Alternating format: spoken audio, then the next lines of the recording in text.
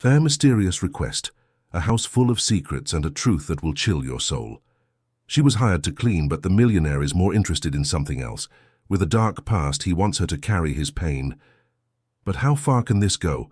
If you like stories of love and romance, watch until the end and you won't regret it. Subscribe to this channel and leave a comment telling us where you're listening to this beautiful story from.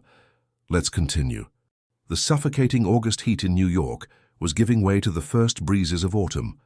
But the Sterling mansion remained shrouded in an icy silence that had nothing to do with the seasons. The century-old estate, hidden among the leafy trees of Greenwich, Connecticut, seemed to possess a soul of its own, dark and heavy. Between the dusty corridors and rosewood furniture, Clara moved like a ghost, just one among the many who had passed through without leaving a trace. She didn't want to be remembered, she didn't want to be seen, and above all, she didn't want to get involved. The past had taught her to be invisible. At 25, Clara had already lost too much to believe in coincidences. She had been raised in a shelter in Queens, marked by physical and psychological scars she wore like a second skin. A life marked by the pain of loss and the constant struggle for survival. She had been a nursing technician, but a tragedy involving her younger brother had made her abandon everything. Now, seeking a new beginning far from the memories that tormented her, she had accepted a humble job as a cleaner at the Sterling estate, a family as wealthy as they were mysterious, marked by secrets that seemed impenetrable. Clara didn't know that her arrival at the mansion was much more than a simple coincidence. The house seemed to breathe in sync with her steps. Something in the way the old doors creaked, in the way the family portraits watched her from the hallways, something in every corner of the property seemed to have anticipated her arrival. She just had no idea what she was about to discover. It was on a rainy Thursday afternoon that Clara met Raphael Sterling for the first time. He was in the library alone, his eyes lost in the pages of a book, his face marked by a dark and disturbing beauty. The man was a living legend in New York high society, the heir to the Sterling fortune, an empire built on agribusiness and real estate investments. A billionaire at 32, but a recluse since the tragedy that destroyed his life. The death of his pregnant wife in a car accident that many whispered was not accidental. Since then, Raphael had never been the same. He avoided social events, hiding in the dark rooms of his house as if the world itself had lost all meaning. Clara didn't know it, but she was the very reason he couldn't escape his own obsession. She bore an unsettling resemblance to Fiona, his deceased wife. The golden brown hair, the deep green eyes, the delicate features that seemed sculpted with the same precision. But unlike Fiona, Clara was not a fragile woman. She was not afraid to face her own demons. And without knowing it, she was about to become part of Raphael's deepest and most dangerous obsession. The first time he spoke to her, it was in a low whisper, almost inaudible but deeply captivating. Clara was cleaning the mahogany shelves when she felt a presence behind her. "Let me place it on you," he said, his voice hoarse and laden with a painful desire she couldn't comprehend. Clara turned immediately, the cleaning cloth slipping from her hands. He was there, just a few feet away, watching her with an intensity that made her shudder. Raphael Sterling was even more impressive up close. Tall, broad-shouldered, dark hair slightly disheveled, as if he had run his hands through it nervously. But it was his eyes that mesmerized her, blue like a stormy ocean, filled with a pain that seemed to have no end. "Pardon me, sir," she managed to murmur, trying to understand if he had really said that. He approached slowly, like a predator who knows its prey has nowhere to run. "My pain, Clara. I need to place my pain on you." Her name on his lips sent a chill down her spine. How did he know her name? Of course he knew. He was her employer. He must have access to all the employee records. But there was something in the way he pronounced it, with an intimate familiarity that unsettled her. "I don't understand what you mean, sir," she replied, trying to maintain her professional composure, even as her heart pounded erratically. Raphael smiled, but it was a sad smile, full of melancholy. "Not yet, but you will. You were chosen for this." His words made no sense. How could she have been chosen for anything? She was just a cleaner, an ordinary woman trying to rebuild her life. But there was something in his voice, something that drew her in a way she couldn't explain. Maybe it was the mystery surrounding the man. Maybe it was the emptiness she carried within herself. Or maybe it was something deeper, something she didn't understand but that was beginning to reveal itself with every second she spent under his penetrating gaze. "Chosen for what?" she asked, surprised she had found the courage to question him. "To save me," he said simply, as if it were the most natural thing in the world, "or to destroy me completely." Before Clara could respond, Raphael walked away, leaving her alone in the library with more questions than answers. The scent of his masculine cologne lingered in the air, something woody, expensive, that perfectly matched the atmosphere of the mansion. She stood still for several minutes, trying to process what had just happened. In the days that followed, Clara couldn't get the encounter out of her head. Every time she cleaned the library, she hoped he would appear again. But Raphael Sterling was like an apparition. He emerged when least expected and disappeared before she could fully understand what he meant. The mansion itself was a labyrinth of memories and mysteries. Built at the beginning of the last century by Julian Sterling, the family patriarch, it had been passed down through generations, maintaining its grandeur and its secrets. Clara quickly discovered that most of the rooms remained closed, covered by white cloths that gave the furniture a ghostly air. Mrs. Davies, the housekeeper who had run the house for over 20 years, was a woman of few words who seemed to know much more than she was willing to reveal. "Avoid the third floor," was one of the few instructions Mrs. Davies gave her on the first day. "Mr. Raphael doesn't like anyone disturbing things up there." Clara followed the instruction without question, but she couldn't help the curiosity that grew with each passing day. Why was that? Floor forbidden. What was Raphael hiding up there? The weeks passed in a silent routine. Clara cleaned, organized, and kept the mansion impeccable, but always with the feeling that she was being watched. Sometimes when she turned around quickly, she was sure she had seen a shadow moving through the corridors. Other times she heard footsteps on the floor above, even when she knew Raphael had left for his business appointments. It was during her third week that she found the first clue to the Sterling family's mysteries. She was cleaning Raphael's study, a masculine space decorated with dark leathers and fine woods, when she accidentally knocked over a pile of books. As she picked them up, a newspaper clipping slipped out from between the pages. The headline made her blood run cold. "Sterling heiress dies in suspicious accident." The photo showed a beautiful, elegant woman with golden hair and green eyes that Clara recognized immediately. They were identical to her own. The article was about Fiona Morgan Sterling, 24, wife of Raphael Sterling, who had died in a car accident on the Merritt Parkway. She had been 4 months pregnant.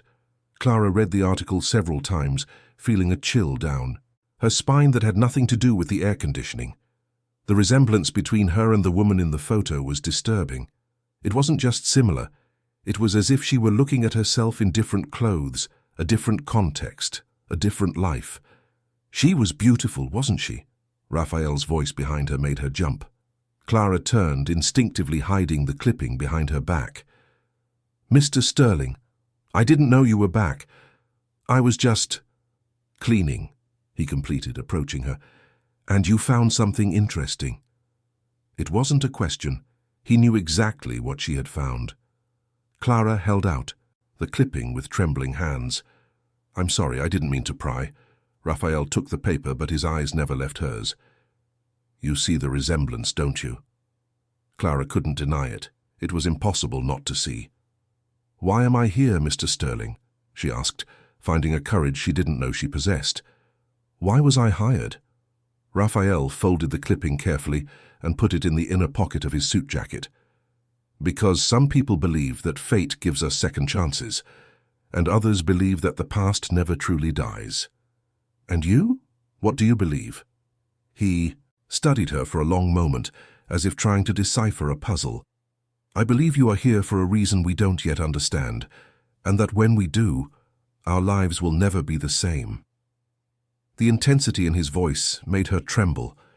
There was something primal and dangerous in the way he looked at her, as if she were simultaneously his salvation and his damnation. "I'm scared," she whispered, being more honest than she intended. "Good," he replied, stepping closer until she could feel the warmth of his body.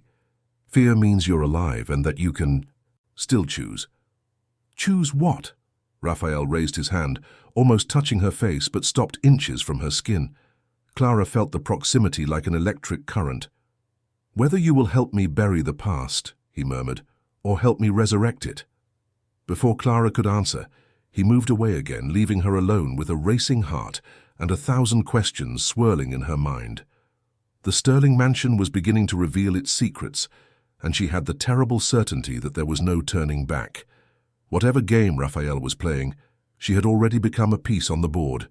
And, with each day that passed, with every glance they exchanged, with every word laden with hidden meanings, Clara felt she was being pulled into an abyss from which she might never escape.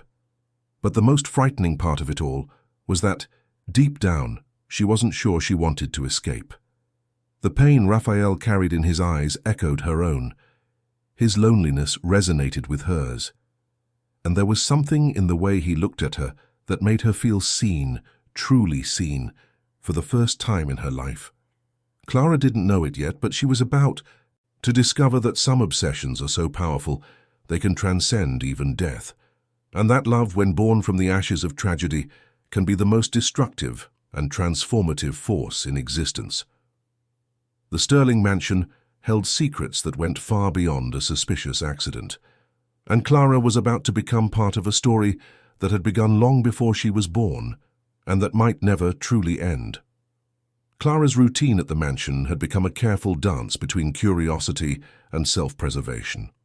Each day she discovered new details about the Sterling family that only deepened the mystery. Old portraits, scattered throughout the house, showed generations of strikingly beautiful men and women, but they all carried the same melancholy in their eyes that she recognized in Raphael. It was as if sadness were a genetic inheritance, passed down from father to son, along with the fortune. Mrs. Davies remained a silent, watchful presence. Clara noticed that the housekeeper observed her constantly, especially when she was near Raphael's quarters. There was something in the older woman's gaze that suggested knowledge, as if she knew exactly why Clara was there, even if Clara herself did not. It was on a Thursday morning that Clara decided to break a few rules. Raphael had left early for a business meeting in Boston, and the mansion was quieter than usual. Her curiosity about the forbidden third floor had grown into an obsession. She had to know what he was hiding up there. She waited until Mrs. Davies left to go grocery shopping, leaving her alone in the house. With her heart pounding, Clara climbed the marble staircase that led to the third floor. The hallway was shrouded in gloom, the heavy curtains blocking the New York sunlight. The air was stale, as if no one had breathed it for a long time. Several doors lined the hallway, all closed. Clara tried the first one, locked, the second, the third, all locked. She was about to give up when she reached the last door at the end of the hall. The knob turned easily in her hands. What she found on the other side left her breathless.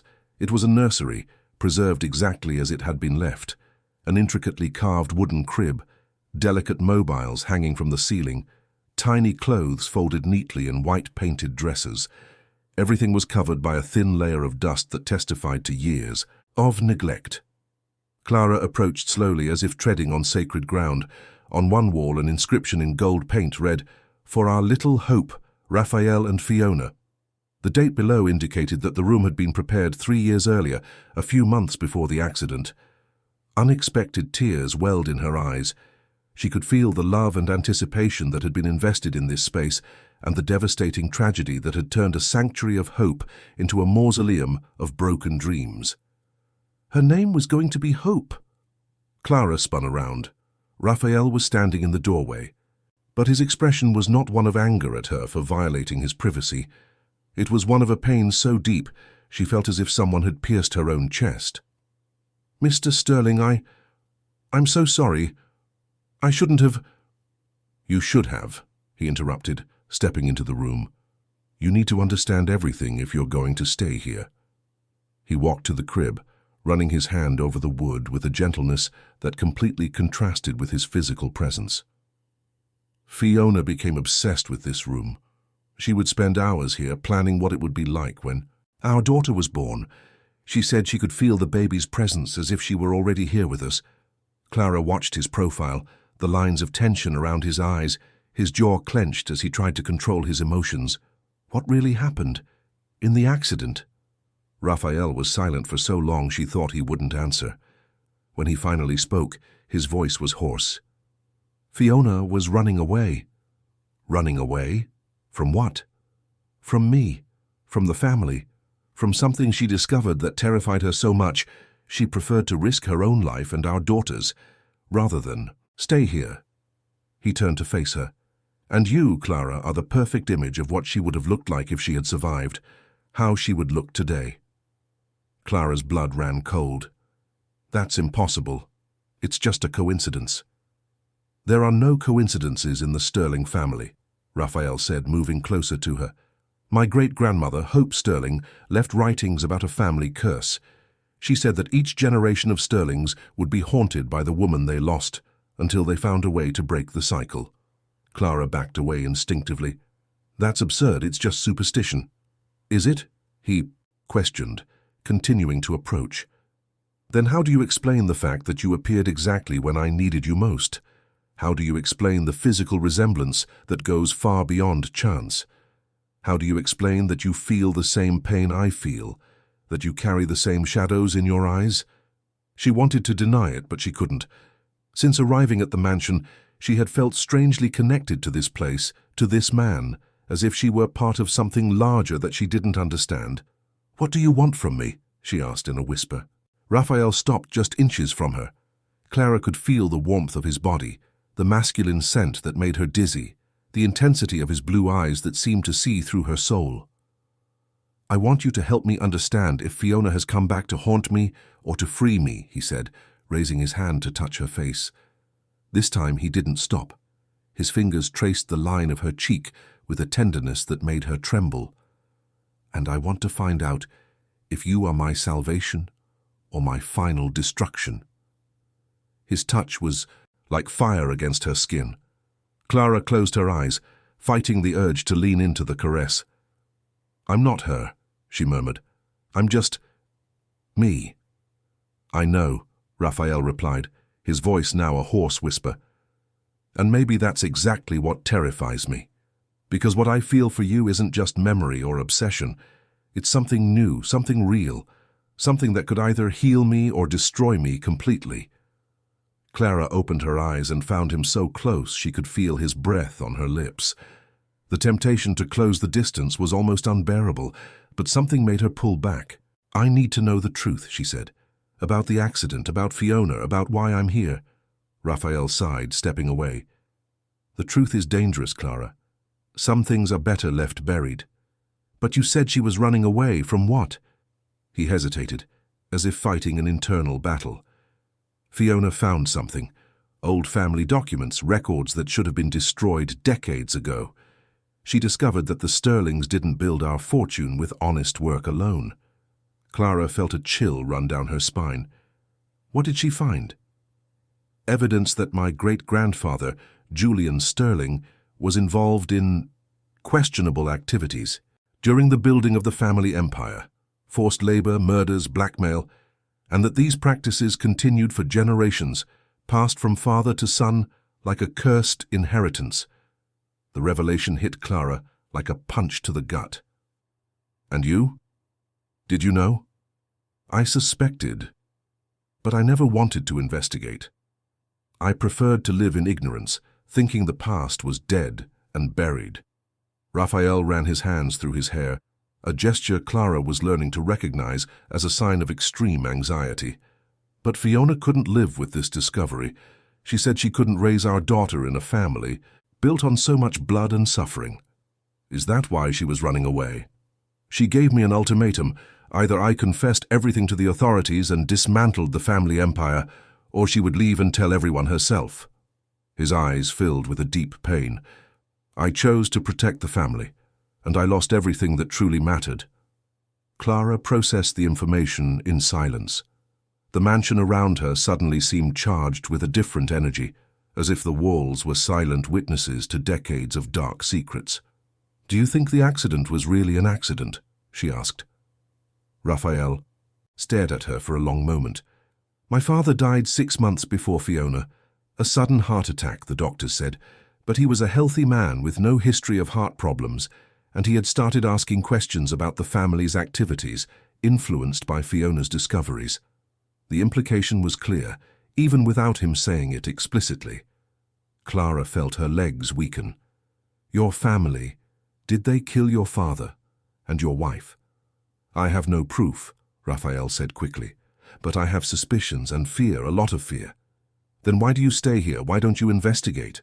Because investigating means accepting that I've built my entire life on a lie. It means acknowledging that the man I admired and respected as a father was a monster, and it means accepting that I was too much of a coward to protect the woman I loved. Clara felt a wave of compassion for him. Beneath all the wealth and power, Raphael Sterling was just a man shattered by guilt and fear. And now? She asked. What happens now that I know all this? Now you have to decide whether you stay or you go, he replied. But if you decide to stay, you need to know that you could be in the same danger Fiona was. Clara looked around the abandoned nursery, feeling the weight of the tragedy that had occurred there. She knew the sensible thing to do was to run, to go back to her simple, safe life in Queens, but there was something stronger than fear pulling her to stay. Why are you telling me this? She asked. Wouldn't it be safer for you if I didn't know? Raphael approached her again, but this time his expression was different. There was a vulnerability in his eyes she hadn't seen before. Because for the first time in 3 years, when I look at you, I feel something other than pain, he confessed. And because I think you might be the only person who can help me find the truth, or the only person worth risking everything to protect. Clara's heart raced. There was an intensity in his voice that went far beyond obsession or memory. It was pure desire, need, something primal that recognized an equal in her. This is crazy, she whispered.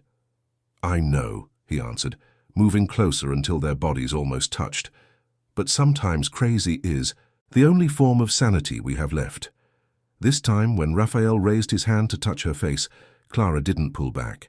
His fingers traced the line of her jaw, slid down her neck, sending shivers through her entire body.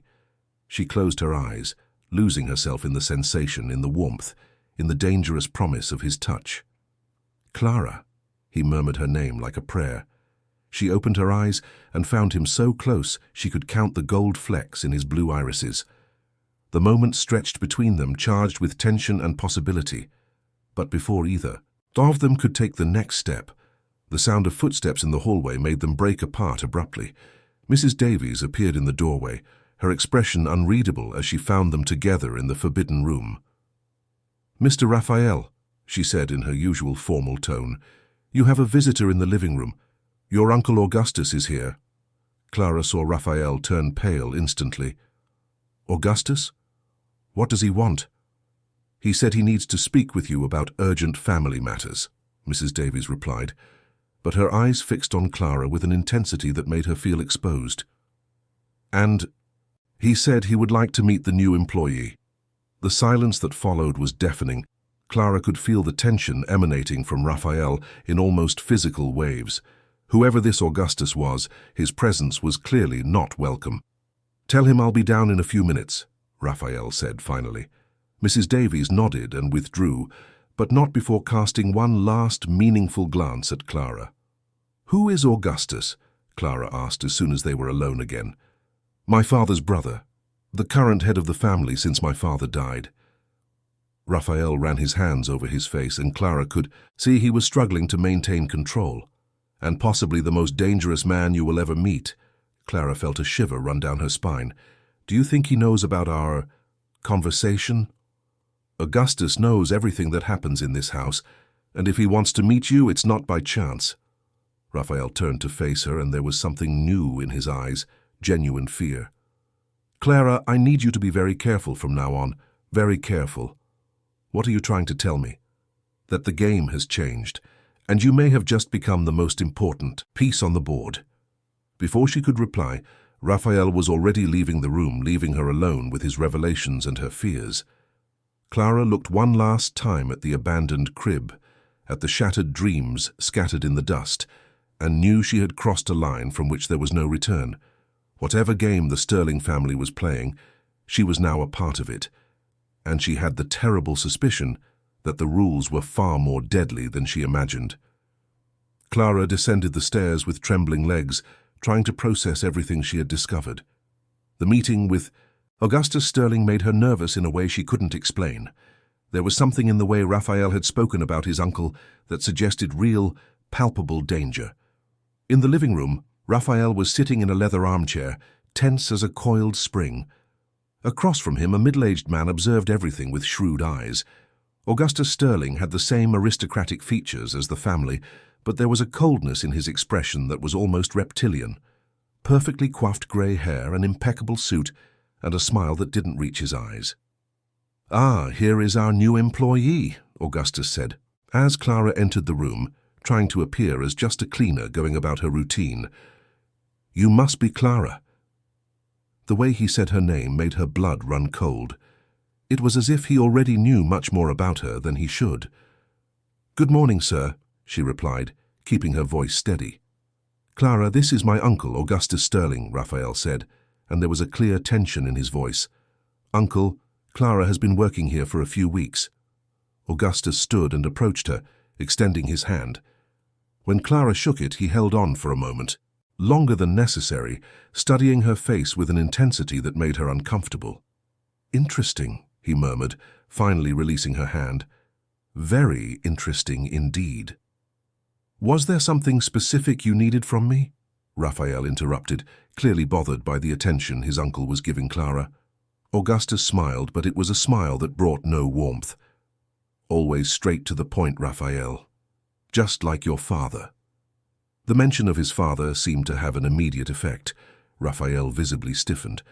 "In fact, it's precisely about your father that I've come to speak." "My father has been dead for 3 years," Raphael said curtly. "Yes, but his influence has not," Augustus replied, returning to his chair. "I've discovered some irregularities in the records he left behind, documents that should have been properly filed or destroyed." Clara felt her blood run cold. Fiona had found compromising documents about the family, and now Augustus was talking about records from Raphael's father. It couldn't be a coincidence. "What kind of irregularities?" Raphael asked, but Clara noted he was trying hard to seem disinterested. "The kind that could compromise the entire family's reputation if they fell into the wrong hands," Augustus answered, his eyes briefly flicking to Clara. "The kind that certain people have tried to use against us in the past." The veiled reference to Fiona was clear. Clara felt the urge to run from the room, but she forced herself to remain still, pretending to arrange some objects on a nearby table. "All important documents are in the company archives," Raphael said. "If there's something specific you need, I can arrange for it." "Ah, but that's the problem," Augustus said, leaning back in his chair with the posture of someone holding all the cards. "Some of these documents aren't in the company archives. They're here, in this house, hidden in places you may not even know exist." Clara saw Raphael swallow hard. "This house was thoroughly searched after Dad's death. If there were anything—" "Searched by whom?" Augustus interrupted. "By you? By your late wife?" His tone when mentioning Fiona was laced with disdain. "People who didn't know where to look." "What exactly are you looking for, Uncle?" Augustus stood again, walking to the window overlooking the gardens. "Records of certain transactions your father made in the last months of his life. Transactions involving property transfers and changes to wills." Clara almost dropped an object she was pretending to organize. Property transfers? Changes to wills? That would explain why Fiona was running away. She had discovered not only the family's old crimes, but also recent movements that could incriminate Raphael. "Dad didn't tell me about any transfers," Raphael said, but his voice sounded less confident. "Of course not," Augustus laughed, but it was a cold sound. "Your father was many things, Raphael, but he was no fool. He knew you had too many scruples for certain business necessities." The tension in the room was palpable. Clara could feel that there was much more being said between the lines than in the explicit words. "Mrs. Davies!" Raphael called out suddenly. The housekeeper appeared almost instantly, as if she had been waiting just outside the door. "Please take Clara to organize the pantry. I'm sure there's plenty of work to be done there." It was clearly an excuse to get her out of the room, but Clara didn't protest. On the contrary, she was relieved to leave that atmosphere thick with tension and veiled threats. Mrs. Davies led her to the kitchen in silence, but as soon as they were alone, the older woman turned to face her. "You're playing with fire, girl," Mrs. Davies said, her voice low but firm. "I don't know what you're talking about." "Yes, you do. I saw you two up there in the child's room. I see how he looks at you, how you look at him." Mrs. Davies moved closer, and there was something almost motherly in her expression despite its severity. "You're not the first pretty girl Augustus Sterling has brought to this house." Clara felt her blood run cold. "What do you mean? Fiona didn't just show up here by chance, just like you didn't." Mrs. Davies glanced around as if afraid of being overheard. "The Sterling family has a tradition. When the men of the family become too independent, too questioning, certain measures are taken." "What kind of measures?" "They put a woman in their path, a woman who will distract them, control them, or—" Mrs. Davies hesitated as if the next words were difficult to say, "or who will give them an excuse to eliminate them if necessary." Clara leaned against the kitchen counter, feeling her legs weaken. "Are you saying Fiona was planted here?" "I'm saying Fiona appeared out of nowhere with no references, no verifiable history, just when Raphael's father started asking too many questions about the family business." Mrs. Davies gripped Clara's arm tightly. "And you appeared in the same way, just when Raphael was starting to investigate her death." The revelation hit Clara like a slap. "But Raphael said he chose me because of the resemblance." "Raphael didn't choose you," Mrs. Davies said sadly. "It was Augustus who recommended you for the job. He was the one who provided your references, your documentation. Raphael thought he was making the decision, but he was being manipulated from the start." Clara felt nausea rise in her throat. Had it all been a lie? The job, the resemblance to Fiona, even the attraction she felt for Raphael. "So you're a piece in a very dangerous game," Mrs. Davies completed. "And if you're not careful, you'll end up like Fiona." Loud voices from the living room interrupted their conversation. Clara could hear Raphael and Augustus arguing, but she couldn't make out the words. "What should I do?" she asked, desperate. Mrs. Davies studied her for a long moment. "That depends on what you want. If you want to survive, leave today and never come back. But if you want to save Raphael's and yourself, you need to be smarter than them." "How?" Before Mrs. Davies could answer, Augustus appeared in the kitchen, his cold smile still in place. "Sorry to interrupt, ladies," he said, but there was something threatening in his tone.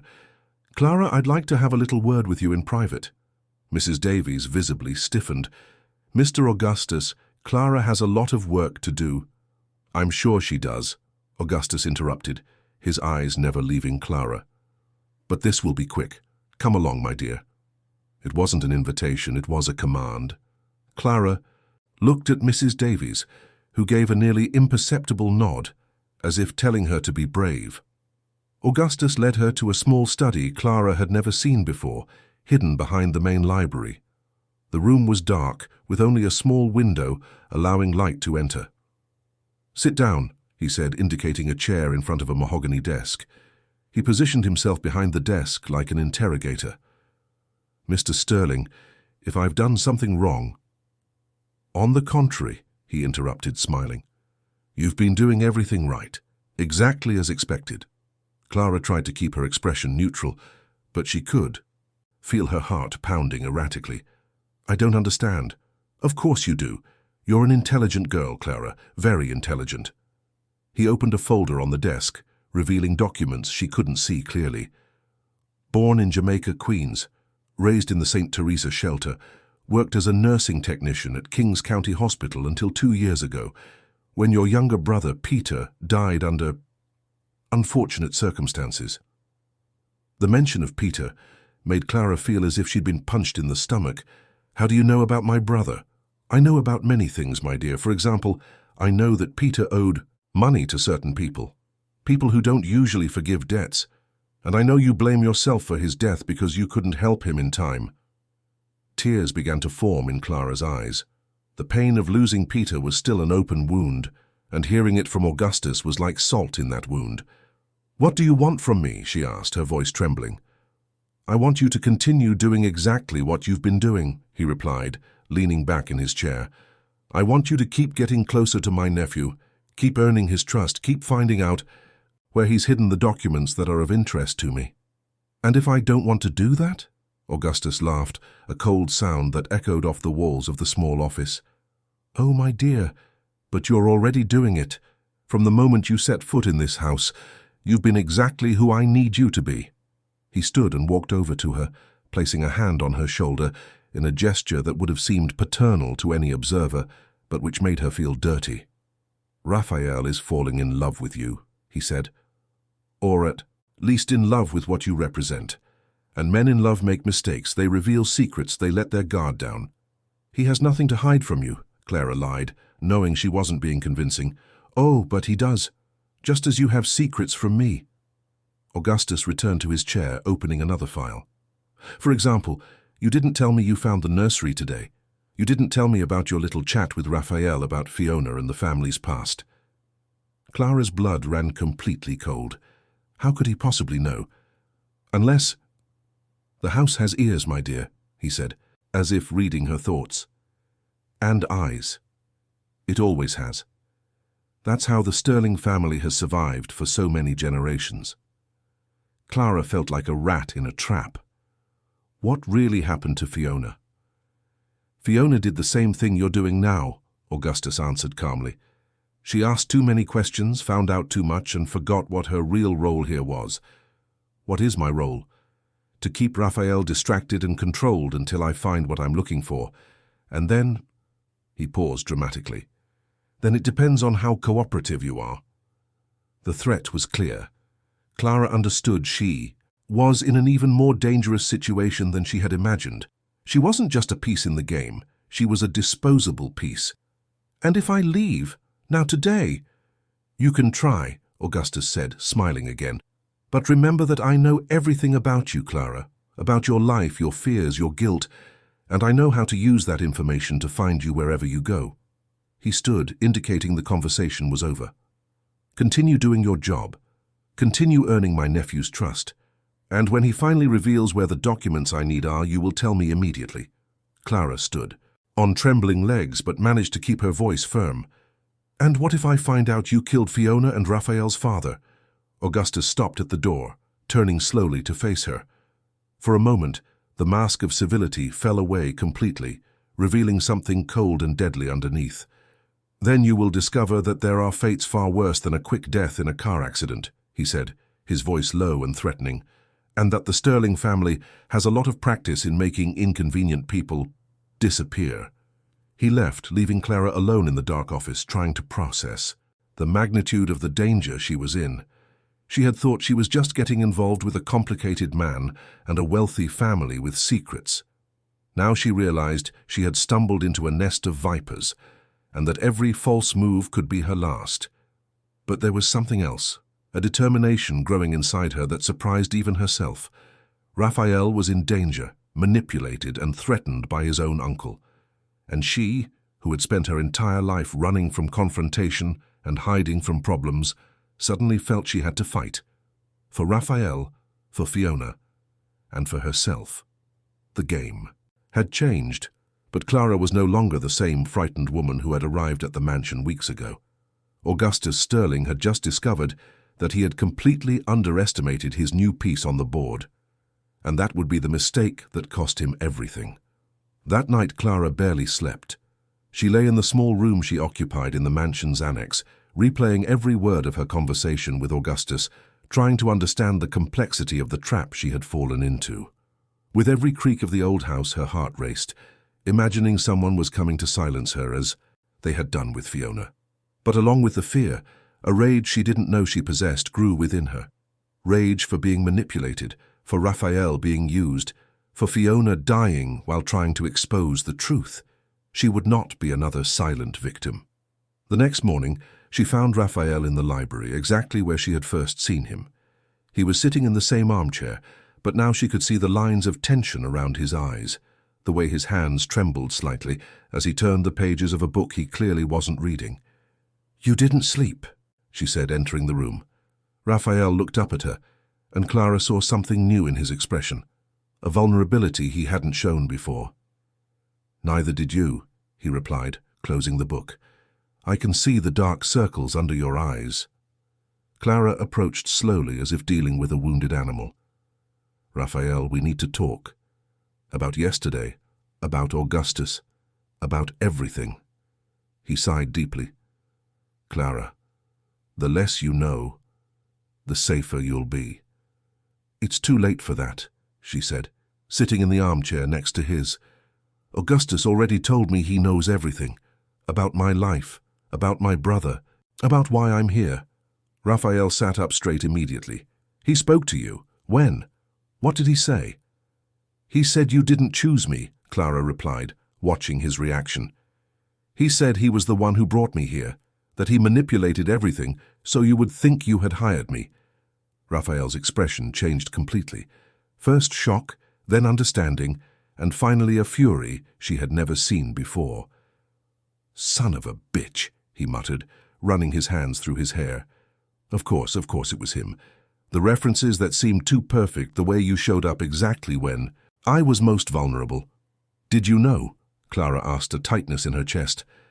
I suspected something, but I didn't want to believe it, Raphael admitted, because believing it would mean accepting that my feelings for you were manipulated from the start.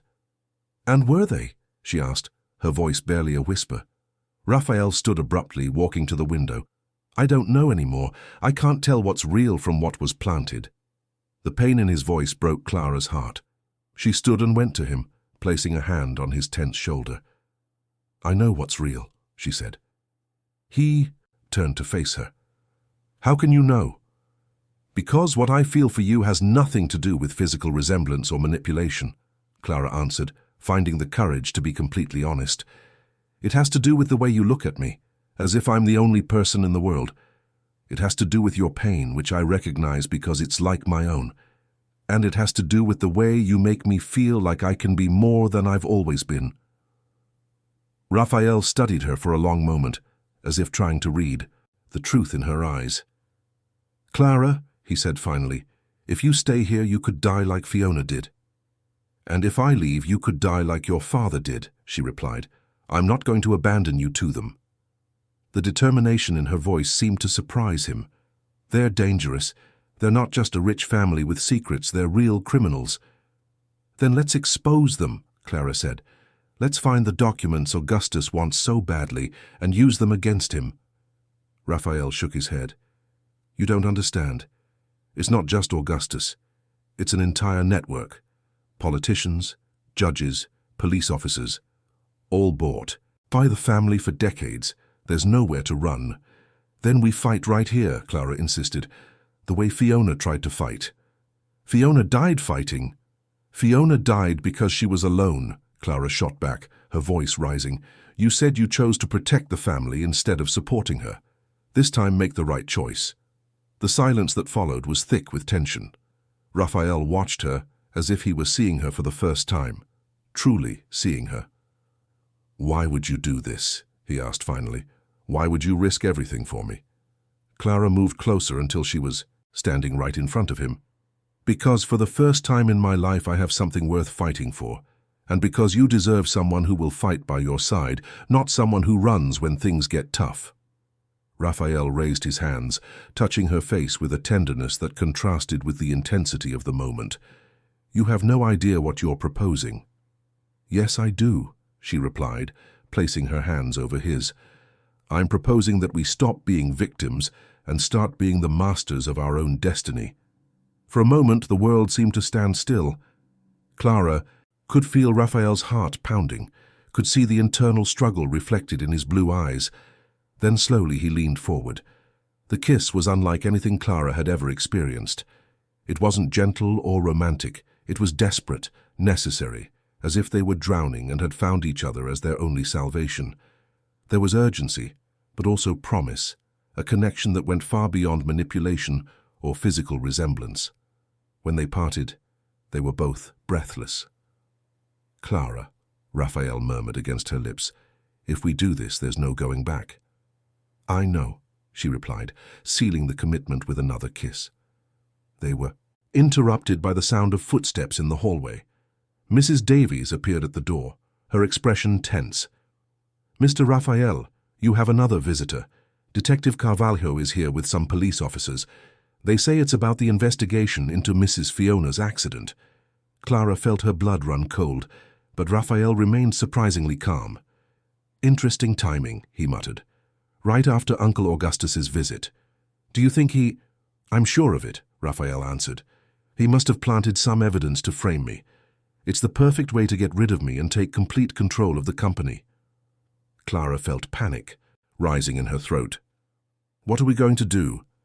Raphael thought for a moment, then seemed to make a decision. "Mrs. Davies, tell the detective I'll be there in a few minutes. Clara, come with me." He led her to a secret panel behind one of the bookshelves. With a skilled movement, he opened a hidden compartment. "My father was paranoid," he explained, pulling out a small digital recorder. He installed recording devices in several rooms of the house, including the study where Augustus took you yesterday. Clara's eyes widened. "You have the conversation recorded." "I have every conversation he's had in this house for the last few decades," Raphael said, showing her several storage drives, including confessions about murders, blackmail, and everything else that could bring him and his accomplices down. "Why didn't you use this before?" "Because using it would mean destroying myself as well," he admitted. "I knew about some of the crimes. Even if I didn't participate directly, I would be an accomplice." Clara understood his dilemma. "But now we have no choice. It's this or prison, or worse." They heard voices approaching down the hall. Raphael quickly hid the evidence in a bag. "Clara, I need you to do something very dangerous," he said, holding her hands. "What?" "I need you to get out of here and take these recordings to someone we can trust, someone outside the family's influence." "And you?" "I'm not leaving you alone with them." Raphael smiled, but it was a sad smile. "If they arrest me, you'll be the only one who can prove my innocence and expose the real crimes." "Raphael, no." "Clara," he interrupted, kissing her quickly. "This is about more than just us now. It's about justice for Fiona, for my father, for all the victims of the Sterling family." She knew he was right, but the thought of leaving him was terrifying. "Where should I go?" "There's an investigative reporter, Megan Santos, at the New York Chronicle. She's been trying to expose the family for years, but never had enough evidence. Find her, give her everything, and tell her our story." Clara nodded, swallowing the tears that threatened to spill. "And then?" "Then we pray that the truth is enough to set us free," he answered. The voices were getting closer. Raphael led her to a back exit she hadn't known existed. "There's an old car in the garage. The keys are in the glove compartment," he said quickly. "Go now before they see you." Clara took the bag with the evidence but hesitated. "Raphael, what if something happens to you?" He kissed her one last time, with an intensity that spoke of promises and goodbyes. "Then fight for me like you said you would," he murmured. "Don't let them win." With a broken but determined heart, Clara slipped out the back door, hearing the detective's voice calling for Raphael behind her. She held in her hands not just evidence of crimes, but the future for them both. As she drove through the streets of New York, the recordings burning like fire in her bag, Clara knew she had definitively crossed the line that separated the spectator from the protagonist of her own life. The war against the Sterling family had officially begun, and this time they weren't fighting alone. The New York traffic had never seemed as chaotic to Clara as it did that morning. Every red light, every slowdown, made her feel like she was losing precious time, while Raphael faced the accusations planted by Augustus alone. The bag with the recordings burned beside her on the passenger seat as if it contained explosives instead of evidence. Finding the New York Chronicle's newsroom was easier than getting to speak with Megan Santos. The reporter was out in the field, covering a police operation in Queens. Clara spent 2 agonizing hours waiting, trying not to think about what might be happening to Raphael. When Megan finally arrived, Clara immediately understood why she had managed to survive investigating the Sterling family for so long. The woman was small in stature, but there was a strength in her brown eyes that suggested someone who didn't back down easily. Short, practical hair, simple clothes, but a posture that radiated determination. You said on the phone you have information about the Sterlings, Megan said directly, after they introduced themselves. I'll be honest with you. I've heard this story hundreds of times. Everyone has definitive evidence against them, but it's never enough to breach the wall of protection they've built. Clara took a deep breath.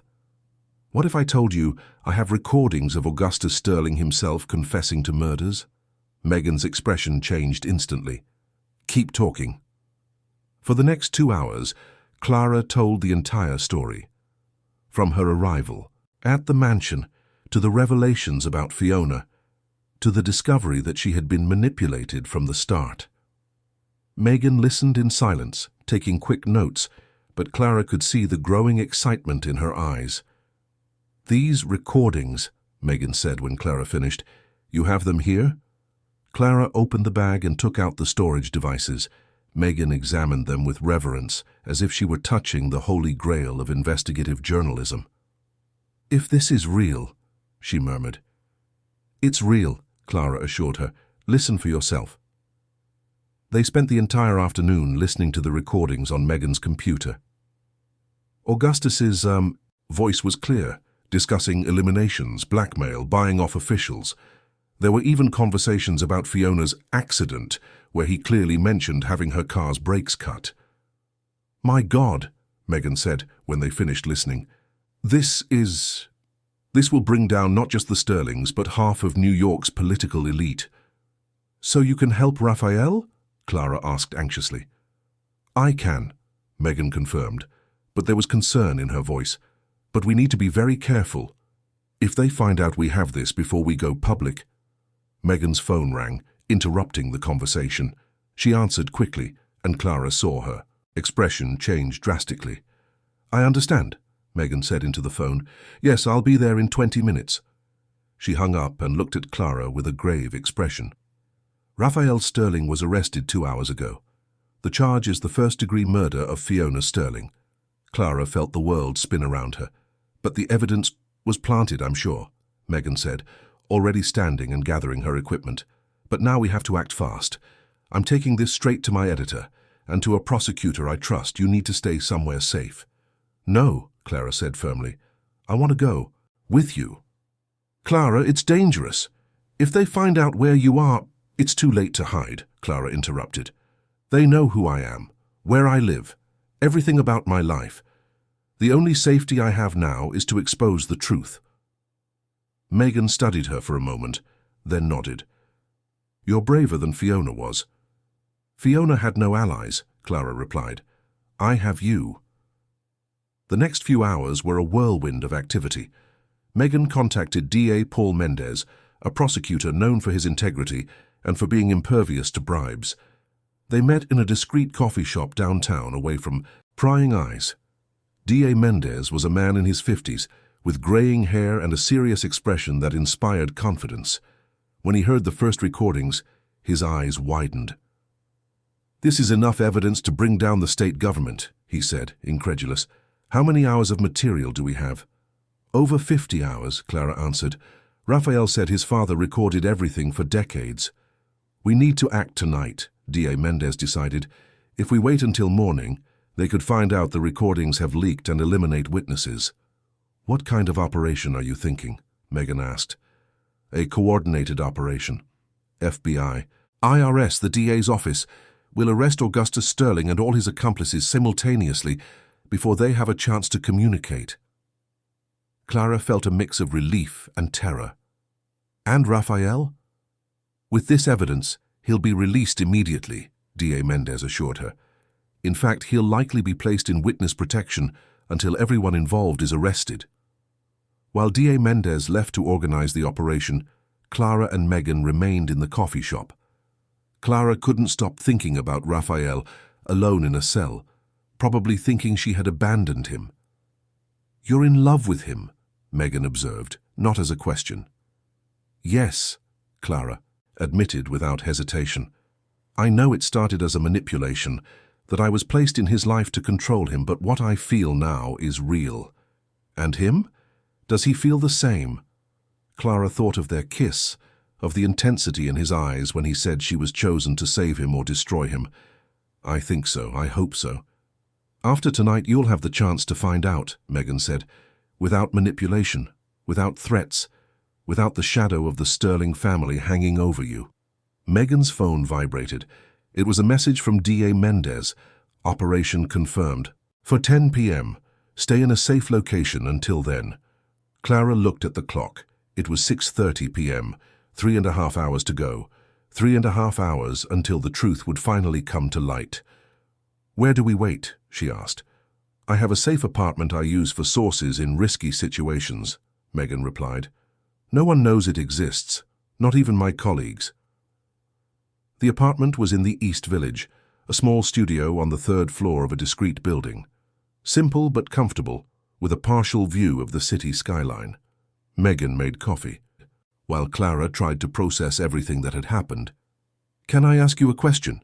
Megan said, sitting on the couch next to Clara. Of course. Why did you decide to fight? It would have been much easier to just walk away when you found out the truth. Clara thought about the question for a long moment. Because of my brother, she said finally. Peter died because I didn't have the courage to stand up to the people who were threatening him.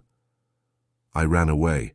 I thought if I ignored the problem it would disappear, but it didn't. And Peter paid the price. And Raphael? Raphael is my chance to do the right thing this time, Clara replied, to not run away when someone I love needs me. Megan nodded understandingly. Fiona tried to do the right thing on her own. She ended up dead. That's why I'm here with you and not trying to solve everything myself, Clara said. I've learned that some battles can't be won without allies. At 9:45 p.m., Megan's phone rang. It was D.A. Mendez. We're in position, he said. The teams are stationed at the Sterling Mansion, the company headquarters, and Augustus's house. We're moving in simultaneously. Clara felt her heart race. And Raphael? The release order is already signed. As soon as we arrest Augustus, your boyfriend will be freed. He's not my boyfriend, Clara started to protest, then smiled. Not yet, anyway. Well, D.A. Mendez said, and she could hear the smile in his voice. After tonight, you'll have all the time in the world to figure out what you are to each other. At 10 p.m. sharp, sirens began to echo across New York. Clara and Megan watched from the apartment windows as flashing lights moved in the direction of Greenwich. Knowing the operation had begun, Megan's phone didn't stop ringing for the next 30 minutes. Each call brought new information. Augustus arrested red-handed trying to destroy documents. 3 police captains arrested. 2 judges under investigation. Bank accounts frozen. It's bigger than we imagined, Megan said after one of the calls. The corruption network extended far beyond the Sterlings. We're talking about dozens of arrests. At 11:15 p.m., D.A. Mendez called personally. Raphael Sterling was released 10 minutes ago. He's okay, but shocked by everything that's happened. He said he wants to see Clara immediately. Clara felt tears of relief stream down her face. Where is he? On his way to your apartment, Megan. Should be there in 20 minutes. Clara spent the longest 20 minutes of her life pacing the small apartment. When she finally heard footsteps on the stairs, and then a knock on the door, her heart nearly leaped out of her chest. Megan opened the door and there was Raphael. He looked exhausted, his clothes rumpled and a day's worth of stubble on his chin, but his eyes immediately sought out Clara. They ran to each other, and when they embraced, Clara felt as if she could finally breathe again. I thought I'd lost you, Raphael murmured into her hair. Never, Clara replied, holding him tightly. I told you I would fight by your side, and that's exactly what I did. When they separated, Raphael looked at Megan with deep gratitude. Thank you for helping her, for helping us. Thank you for trusting us, Megan replied. Your recordings just exposed one of the biggest corruption rings in New York's history. Raphael shook his head, still processing. My father. He knew everything. For years he collected evidence, waiting for the right moment to act. I don't think his death was as natural as we thought. Probably not, D.A. Mendez said, appearing at the door. But now we have the evidence to investigate it properly, and with Augustus in custody, people will start talking. Clara looked at Raphael, seeing in his eyes the same mix of relief and uncertainty she felt. They had won the battle, But now they had to figure out who they were without the weight of the Sterling family's secrets and manipulations. "What now?" she asked. Raphael held her face in his hands, looking at her as if he were memorizing every detail. "Now we find out who we really are," he said. "No masks, no games, no one's interference." And when he kissed her there in front of Megan and D.A. Mendez, Clara knew she had found not only her love, but also her strength. The war was over. It was time to build a new life. 3 weeks after the operation that brought down the Sterling corruption network, Clara woke up in a place she never imagined calling home. A small apartment in Williamsburg, Brooklyn, far from the gloomy mansion in Greenwich, far from the ghosts and secrets that had defined her life for the past few weeks. Raphael was in the kitchen making coffee. It was strange to see him in casual clothes, jeans and a simple t-shirt, away from the expensive suits and oppressive atmosphere of the mansion. He looked younger, lighter, as if a gigantic weight had been lifted from his shoulders. "Good morning," he said, smiling when he saw her appear at the kitchen door. It was a genuine smile, without the shadows of pain that used to haunt his eyes. "Good morning," Clara replied, still getting used to this new dynamic between them, without the constant pressure of danger, without the power games of the Sterling family. They were learning to be just Raphael and Clara, two adults discovering if what they felt for each other was real when all the layers of manipulation and drama were stripped away. "How did you sleep?" he asked, pouring coffee into 2 mugs. "Better," she admitted. The nightmares about Augustus and the family's threats had subsided, but she still woke up occasionally in the middle of the night, checking to see if Raphael was still there beside her. The apartment was modest by Raphael's former standards. 2 bedrooms, a small living room, an open kitchen, but he had insisted he didn't want anything large or ostentatious. After everything they had been through, simplicity felt almost luxurious. "Megan is calling today with more news about the trial," Raphael said, handing Clara a mug. The trial of Augustus and his accomplices had become the scandal of the year in New York. Every day new revelations emerged, and every day more important people were arrested. The Sterling family fortune was under investigation, with much of it stemming from criminal activities that would be used for victim reparations. "Are you okay with all of this?" Clara asked, watching him carefully. Raphael had lost not only the family fortune, but also the only life he had ever known. He was starting from scratch at 32. "I am," he answered without hesitation. "For the first time in my life, I can look in the mirror and not see an accomplice. I can sleep without wondering how many people suffered to maintain our lifestyle." Clara moved closer to him, touching his face. "You don't miss any of it? The mansion, the money, the social standing?" Raphael covered her hand with his. "I miss my father, the man I thought he was before I learned the truth." His voice grew melancholic. "But the rest? No, especially not when the price of all that was living a constant lie." Clara's phone rang, interrupting the intimate moment. It was Mrs. Davies, calling from the prison where she regularly visited Augustus, not out of loyalty, but because D.A. Mendez had asked her to try to extract more information from him. "Clara, dear," came the familiar voice of the former housekeeper, "I have news. Augustus finally confessed about the murder of Raphael's father." Clara felt Raphael tense beside her. "What?" she asked, putting the phone on speaker. "He said Theodore had found evidence of money laundering operations and was threatening to turn them over to the authorities. Augustus poisoned his brother's insulin. Theodore was diabetic, remember? That's why it looked like a natural death." Raphael leaned against the counter, clearly shaken. Clara held his hand, offering silent support. "And about Fiona?" Clara asked. "That confession was harder to get," Mrs. Davies continued, "but he finally admitted he cut the brakes on her car. He said she had become too dangerous, that she knew too much and was too stubborn to be controlled." "Son of a bitch," Raphael muttered, squeezing Clara's hand. "But there's something else," Mrs. Davies said. "Augustus mentioned that other family members are involved, cousins, uncles, people you don't even know, operating in other cities. The network is much larger than we imagined." Clara felt a chill run down her spine. "Does that mean we're still in danger?" "D.A. Mendez doesn't think so," Mrs. Davies replied. "With Augustus in prison and the family's accounts frozen. The other members are more concerned with hiding than with revenge. Besides, you've become too public. Anything that happens to you will automatically be linked to the family." After Mrs. Davies hung up, Raphael and Clara remained in silence for several minutes, processing the information. "How do you feel knowing the truth about your father?" Clara asked finally. "Relieved in a way," Raphael admitted. "It means that at the end of his life, he tried to do the right thing, that he died trying to expose the family's crimes, not perpetrate them." Clara nodded understandingly. "And now that we know for sure about Fiona," Raphael turned to face her completely. "Now, I can properly honor her memory, and I can move on without guilt." The intensity in his gaze made Clara's heart race.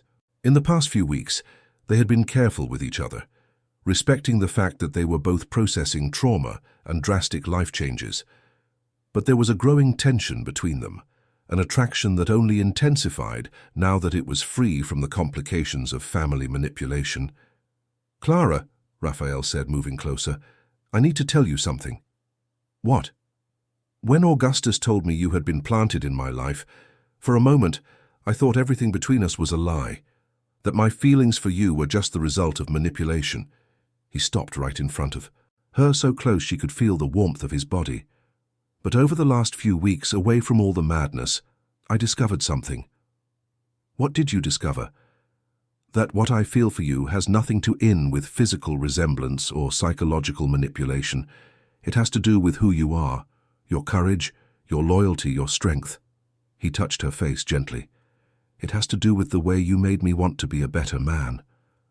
Clara felt tears forming in her eyes. "Raphael, I love you," he said simply. "Not as an obsession or as a replacement for someone else. I love you, Clara, exactly as you are." The words she had waited her whole life to hear, coming from the man she had learned to love against all odds. Clara leaned forward, sealing his declaration with a kiss that was everything they hadn't been able to be before. Free, passionate, without the shadows of the past. When they parted, they were both breathless. "I love you too," she whispered. "Even when I thought I was being manipulated, even when I was afraid it wasn't real, I knew what I felt for you was true." Raphael smiled, and it was the first completely happy smile she had seen on his face since they met. "So what do we do now?" he asked. "Now we live," Clara answered. "Without fear, without secrets, without the weight of the past." Raphael's phone rang, interrupting the moment, but this time it was a call they had been expecting. It was the bank, confirming that the loan to open the rehabilitation clinic had been approved. Raphael had decided to use his administrative experience and what was left of his network to create something positive. A clinic for low-income drug addicts, something that could help people like Clara's brother. "Approved," he said to Clara after hanging up, his eyes shining with excitement. "We can start looking for a location next week." Clara threw her arms around him, excited not just by the project's success, but by what it represented. Raphael was using his painful past to build something meaningful, just as she had decided to use her experience to help him at the clinic. "It's going to work," she said with conviction. "We are going to work." "I'm sure of it," he agreed, kissing her again. Later that day, they walked through the streets, of Williamsburg, hand in hand, planning the future. It was strange for both of them. Clara had never had the freedom to dream of a stable future, and Raphael had never made plans that weren't dictated by family expectations. "Can I ask you a question?" Clara said as they stopped in a small park. "Always." "Do you miss her? Fiona?" Raphael considered the question carefully before answering. "I miss what could have been. I miss the chance for us to have truly known each other, without the family secrets between us." He turned to face her. "But I don't miss the life we had, and I don't wish things were different because that would mean not having you." Clara smiled, satisfied with his honesty. "And you? Do you miss your old life?" "The life? No," Clara answered. "But I miss Peter. I always will." "He would be proud of you," Raphael said kindly, "of what you've become, the strength you've shown." "I think so," she agreed. I think he'd be happy to know I finally found someone worth fighting for. As the sun set over New York, Clara and Raphael remained in the park, talking about dreams and plans, about the clinic they would open, about the life they would build together. For the first time since they met, the future seemed bright and full of possibilities. The Sterling mansion had been seized by the authorities, becoming just a dark memory of a past that could no longer hurt them. In its place, they were building something new, a relationship based on truth, a project that would help people, a life that had meaning beyond wealth and power. But life, as Clara had learned, rarely allows things to be simple for long, and as they dreamed of the future, forces they did not yet know were already moving in the shadows, determined not to let the secrets of the Sterlings remain buried forever. 6 months later, the Hope Clinic, named in honor of the daughter Raphael and Fiona, never had the chance to meet, was in full swing in a renovated building on the Lower East Side. Clara watched from the office window as Raphael talked to an 18-year-old crack addict who had arrived at the clinic the night before in a deplorable state. The transformation in Raphael over the past few months had been astonishing. The dark, tormented man she had known had turned into someone determined to use his experience with pain and recovery to help others find a way out. Every life they managed to save seemed to heal him a little more. "How's our new patient?" Clara asked when Raphael returned to the office. "Scared, but determined," he replied, sitting behind the desk they shared. "Reminds me of you when you arrived at the mansion, trying to make yourself invisible, but with an inner strength you couldn't hide." Clara smiled. "You two sure know how to make a woman feel special." "Only you," Raphael said, pulling her onto his lap. "Only you can do that to me." It was a quiet Thursday afternoon when Megan Santos showed up at the clinic, her tense expression indicating it was not a social visit. "We have a problem," she said without preamble, entering the office. One of Raphael's cousins, Edward Sterling, was released yesterday. He posted bail and is filing motions to nullify Augustus's confessions. Clara felt her blood run cold. Edward was one of the family members who operated out of D.C., involved in federal government corruption schemes. They had thought he would remain in custody until the trial. "What kind of motions?" Raphael asked, his voice carefully controlled. "He's claiming Augustus was psychologically coerced into confessing, and he's raising questions about the legality of your father's recordings." Megan sat down, her expression grim. "Worse, he's hired Victor Macedo as his lawyer." Raphael paled. "Macedo is the best criminal defense attorney in the country, and he's known for doing anything to win his cases." "Exactly," Megan confirmed. "And he's already spreading rumors that you two fabricated evidence to frame the Sterling family and take the inheritance." Clara stood up abruptly. "That's ridiculous. We renounced the inheritance." "I know, you know.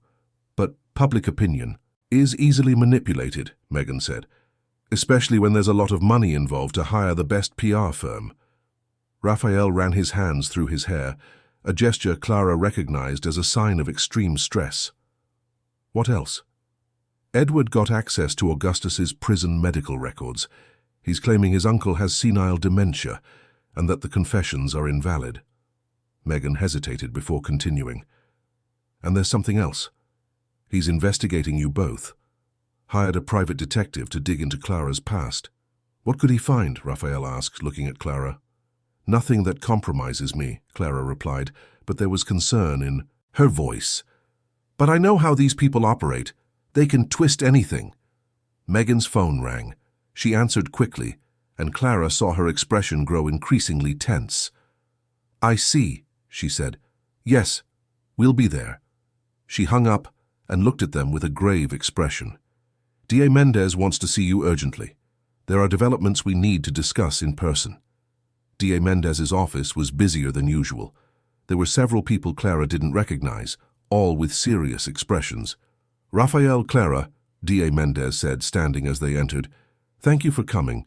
These are Assistant U.S. Attorneys, Sylvia, Castro and Fiona Lima." The coincidence of the name made Clara and Raphael exchange a look. "Please sit," AUSA Castro said. "The situation is more complicated than we imagined. Edward Sterling is not acting alone. He has support from other family members scattered across the country, and they have enough resources to buy the best possible defense. More concerning, AUSA Lima continued, is that they are trying to discredit not only Augustus's confessions, but all the evidence we have. If they succeed, many of those who were arrested could be released. Clara felt as if the floor were disappearing beneath her feet. What does that mean for us? It means you could become targets again, D.A. Mendez said directly. Edward and his allies will do everything to discredit you as witnesses. Or eliminate you, AUSA Castro added grimly.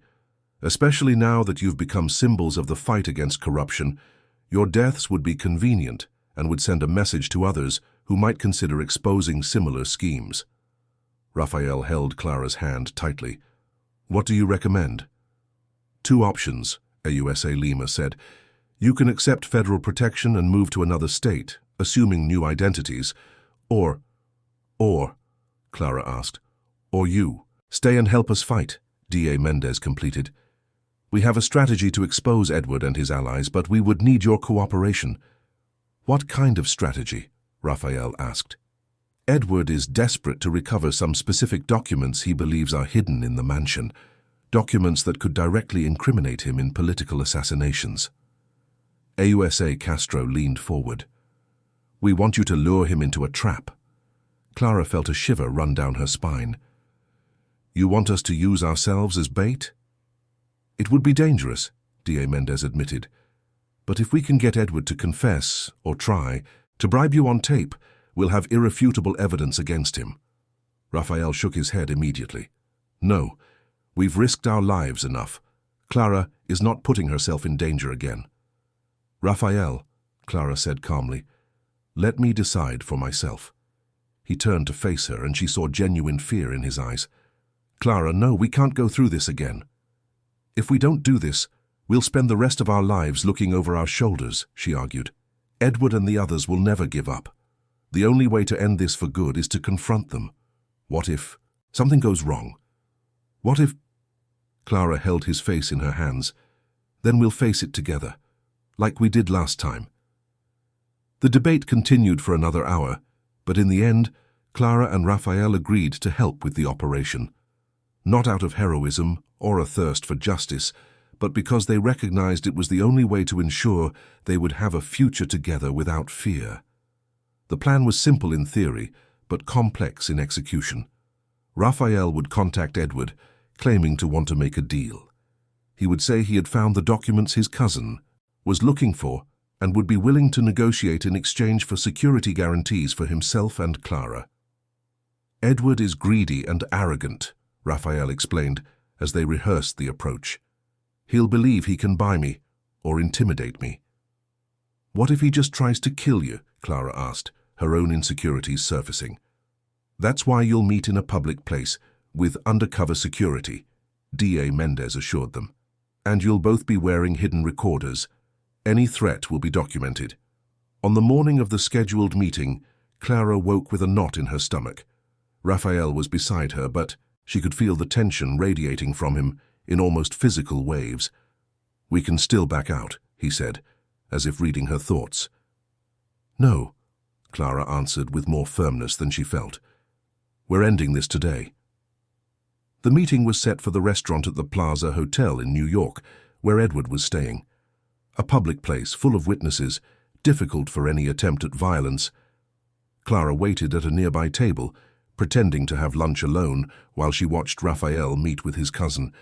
Edward Sterling was physically impressive, tall, elegant, with the same aristocratic presence as the family, but there was a coldness in his eyes that immediately reminded her of Augustus. The conversation started civilly, but Clara could see the tension mounting. Through the hidden microphone, she heard snippets of the discussion. Always knew you didn't have the stomach for the family business. Documents that could incriminate all of us. It would be a shame if something happened to your little girlfriend. The explicit threat made her blood run cold. Clara saw Raphael stiffen, but he maintained his composure. I'm willing to negotiate, she heard Raphael say, but I want guarantees. Guarantees? Edward laughed coldly. You're in a position to demand guarantees? After you destroyed our family? I didn't destroy anything, I just exposed the truth. The truth? Edward leaned forward, his voice becoming dangerously low. The truth is, you were always weak, just like your father became at the end. That's why we had to eliminate him. Clara felt her heart stop. Edward had just confessed to the murder directly on tape. But then something went wrong. Edward seemed to realize he had said too much. His expression changed, becoming even more dangerous. You're recording this conversation. It wasn't a question. Raphael tried to deny it, but Edward was already standing, making a discreet signal to men Clara hadn't noticed before, scattered around the restaurant. You've made a very big mistake, cousin, Edward said, his voice laced with a deadly threat. That's when everything happened very quickly. Edward's men moved simultaneously, but the undercover federal agents were faster. In a matter of seconds, the elegant restaurant turned into an action scene, with people screaming and ducking as police shouted orders. Clara saw Raphael dive to the floor as one of Edward's men pulled a gun. She herself was pulled down by an agent disguised as a waiter. "Edward Sterling, you're under arrest!" shouted AUSA Castro, who had appeared out of nowhere with a team of armed agents. When the chaos finally subsided, Edward was in handcuffs and being led out of the hotel. His henchmen had also been detained, along with evidence of weapons and compromising documents. Clara ran to Raphael, who was being checked by paramedics, even though he hadn't been injured. "Are you okay?" she asked, holding his face in her hands. "I'm okay," he replied, pulling her into a tight hug. "It's over. It's really over this time." AUSA Castro approached them, a satisfied smile on her face. "We got everything we needed. Edward's confession to your father's murder, evidence that he was planning to eliminate you, and documents that will incriminate dozens of other people involved in the network." "And now?" Clara asked. "Now you're free," D.A. Mendez replied, appearing beside the prosecutor. "Edward will confess to everything to get a deal with the U.S. Attorney's Office. And without his leadership, the rest of the family has neither the resources nor the organization to continue the threats." 3 months later, Clara stood on the balcony of the new apartment they had bought, in Williamsburg, larger than the last, with 2 bedrooms and a beautiful view of the New York sunset. Raphael was in the small garden, planting white roses they had chosen together. The Hope Clinic was thriving, with a waiting list of patients and official recognition from the city government. Clara had gone back to school, studying psychology so she could help even more with the addict's rehabilitation. "What are you thinking about?" Raphael asked, coming up to the balcony and standing behind her, wrapping his arms around her. "About how much our lives have changed," she answered, leaning back against his chest. "A year ago, I was a cleaner, just trying to survive. Now you're an extraordinary woman who has saved more lives than you can imagine," he completed, kissing her neck, "including mine." Clara turned in his arms. "I didn't save your life. We saved each other's." Raphael smiled, the smile she had grown to love, genuine, happy, free from the shadows of the past. "Clara," he said, suddenly kneeling. Her heart stopped as he pulled a small velvet box from his pocket. "I know our story began with lies and manipulation," he said, opening the box to reveal a simple but beautiful ring. "But I want it to end with the purest truth I know. I love you more than anything in this life. I want to build a family with you. I want to grow old by your side. I want our children to grow up knowing that true love exists and is worth fighting for." Tears streamed down Clara's face. "Raphael." "Marry me," he said simply. "Not because you were manipulated to be here, not because you look like someone else, but because you are Clara, and I can't imagine my life without you." "Yes," she whispered, then repeated louder, "Yes, 1,000 times, yes." As Raphael slid the ring onto her finger and stood to kiss her, Clara knew she had finally found her place in the world. Not in the Sterling mansion, not running from a painful past, but here, in the arms of the man she had learned to love without fear. The Hope Clinic continued to grow, becoming a benchmark in the treatment of chemical dependency. Clara graduated with honors in psychology, specializing in family trauma. Raphael discovered he had a talent for non-profit management, expanding the clinic to other cities. They married, in a simple ceremony at the clinic itself, with recovering patients as witnesses, Megan as the maid of honor, and D.A. Mendez officiating the civil ceremony. Mrs. Davies, who had found a job as an elderly caregiver, cried more than the bride herself. 2 years after the wedding, as Clara held their newborn daughter in her arms, whom they had named Hope in honor of all the dreams that had come true, she looked at Raphael and knew they had created something more powerful than any empire built on lies and blood. They had built a family based on true love, on honesty, and on the certainty that some battles are worth fighting. The Sterling mansion had been transformed into a shelter for female victims of domestic violence. The rooms that once held deadly secrets were now a refuge for women finding their strength and independence. And every night, when Clara laid her head on the pillow next to Raphael, with little Hope sleeping in the nearby crib, she smiled, knowing she had found her own form of redemption, not through revenge or hatred, but through love and the determination to make the world a better place. The Sterling family had left, a legacy of pain and corruption that lasted for generations. But Clara and Raphael were building a different legacy, one of hope, healing, and true love. And that, Clara knew, was a victory that no amount of money or power could ever buy.